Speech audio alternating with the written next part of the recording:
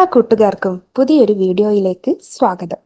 എൻ്റെ കുക്കിങ്ങും ദിനചര്യകൾക്കുമൊപ്പം നിങ്ങൾക്ക് ഉപകാരപ്പെടുന്ന ചില അറിവുകൾ പങ്കുവെക്കാനാണ് ഈ വീഡിയോ. പറയുന്ന കാര്യങ്ങൾ മാത്രം ശ്രദ്ധിക്കുക. വിഷ്വൽസ് ശ്രദ്ധിക്കേണ്ടതില്ല. എഡ്യൂക്കേഷണൽ പർപ്പസ് മാത്രം ഉദ്ദേശിച്ചുള്ള ഈ വീഡിയോ കല്യാണം കഴിച്ചവർ മാത്രം കാണാൻ ശ്രമിക്കുക. വീഡിയോ ഉപകാരപ്രദമാണ്, മറ്റുള്ളവരും അറിയേണ്ടതാണ് എന്ന് തോന്നുന്നുവെങ്കിൽ ഷെയർ ചെയ്ത് സപ്പോർട്ട് ചെയ്യാൻ മടിക്കരുത്. അപ്പോൾ നമുക്ക് വീഡിയോയിലേക്ക് കടക്കാം. എന്താണ് എമർജൻസി കോൺട്രാസെപ്റ്റീവുകൾ? അതെ, അടിയന്തര ഗർഭനിരോധന മാർഗങ്ങൾ. ഇവ ഉപയോഗിക്കുന്നത് അറിയുന്നവർക്കും അതേക്കുറിച്ച് ആശങ്കയുള്ളവർക്കുമാണ് ഈ വീഡിയോ ഇന്ന് നിങ്ങൾക്കായി ഷെയർ ചെയ്യുന്നത്.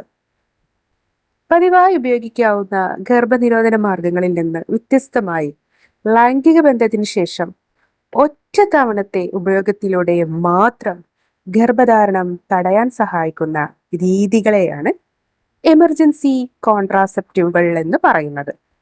ഇത് ഗുളികകളായും ഇൻട്രാ യൂട്രൈൻ ഡിവൈസുകളിലൂടെ അഥവാ ഗർഭപാത്രത്തിൽ ഇടാവുന്ന വസ്തുക്കൾ ഇങ്ങനെ രൂപത്തിലും ലഭിക്കും.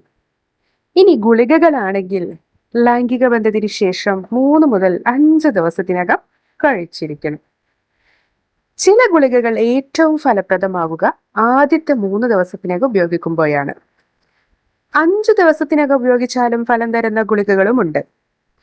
എത്രയും പെട്ടെന്ന് ഉപയോഗിക്കുന്നുവോ അത്രയും നല്ലതാണ് എന്ന് ഓർമ്മിക്കാവുന്ന കോപ്പർ ടി പോലെയുള്ള കോപ്പർ ചേർന്ന ഇൻട്രാ യൂട്രൈൻ ഡിവൈസുകളാണ് ഇതിൽ മറ്റൊന്ന്.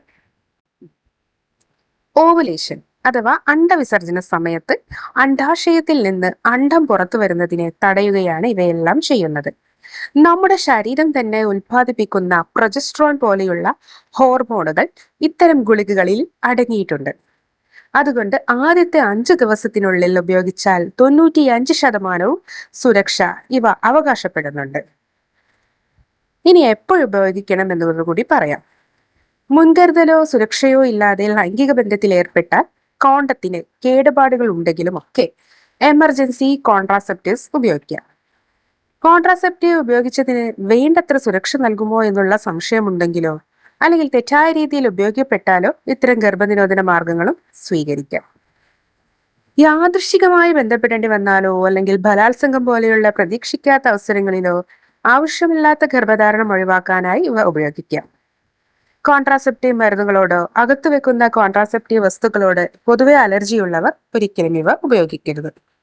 അതുപോലെ കടുത്ത ആസ്മയുള്ളവരും എപ്പിലെപ്സി, അതുപോലെ HIV, TB ഇവ പോലെയുള്ള രോഗങ്ങൾക്കും മരുന്നുകൾ കഴിക്കുന്നവരും ഇത്തരം ഗുളികകൾ കഴിക്കുമ്പോൾ ഏതെങ്കിലും തരത്തിൽ പ്രശ്നങ്ങൾ ഉണ്ടാകാനിടയുണ്ടെങ്കിൽ ഈ കോൺട്രാസെപ്റ്റീവ് ഗുളികകൾ കഴിക്കരുത്.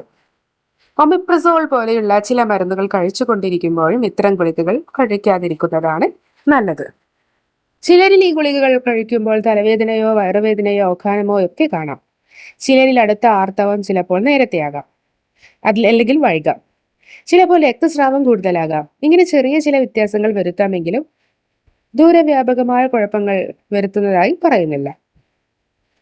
യോനിയിൽ എന്തെങ്കിലും അണുബാധ പോലെയുള്ള പെൽവിക് ഇൻഫ്ലമേറ്ററി അസുഖങ്ങളുള്ളവർ കോപ്പർ അടങ്ങിയ ഇൻട്രാ യൂട്രൈൻ ഡിവൈസുകൾ ഉപയോഗിക്കുമ്പോഴും സൂക്ഷിക്കണം. ഇനി ഇത് ഉപയോഗിച്ച് ഛർദ്ദിച്ചു പോയാൽ എന്ത് ചെയ്യും എന്നത് മറ്റൊരു സംശയമാണ്. അതേക്കുറിച്ചും പറയാം. ഗുളിക കഴിച്ച് 3 മണിക്കൂറിനകം അത് ഛർദ്ദിച്ചു പോകുകയോ മറ്റോ ചെയ്താൽ അതിന് ശരിയായ ഉപയോഗം കിട്ടില്ല.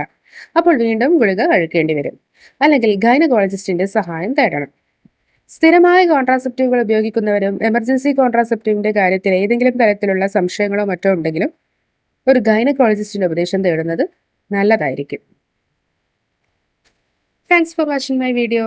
See you next time.